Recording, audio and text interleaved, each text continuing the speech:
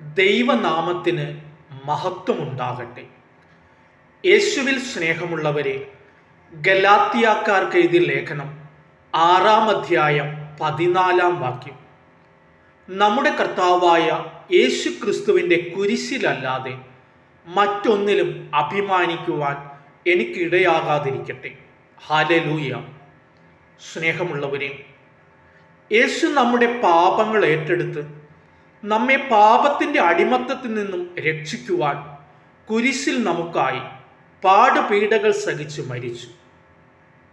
സ്നേഹമുള്ളവരെ, അപമാനത്തിൻ്റെ ചിഹ്നമായിരുന്ന കുരിശിനെ ഈശോ തൻ്റെ മരണത്തിലൂടെ അഭിമാനത്തിൻ്റെ ചിഹ്നമാക്കി ഉയർത്തി.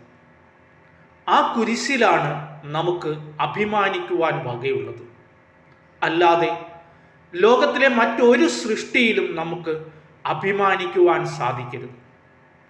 ഈശോ തന്നെ നമ്മോട് പറയുന്നുണ്ട്, എന്നെ അനുഗമിക്കുവാൻ ആഗ്രഹിക്കുന്നവൻ തന്നെ തന്നെ പരിത്യജിച്ച് തൻ്റെ കുരിശും വഹിച്ചുകൊണ്ട് എൻ്റെ പിന്നാലെ വരട്ടെ എന്ന്. നമ്മുടെ ജീവിതത്തിലുണ്ടാകുന്ന ചെറുതും വലുതുമായ കുരിശുകളെ സന്തോഷത്തോടെ സ്വീകരിച്ചുകൊണ്ട് യേശുവിനെ അനുഗമിക്കുവാനായിട്ട് നമുക്ക് സാധിക്കണം.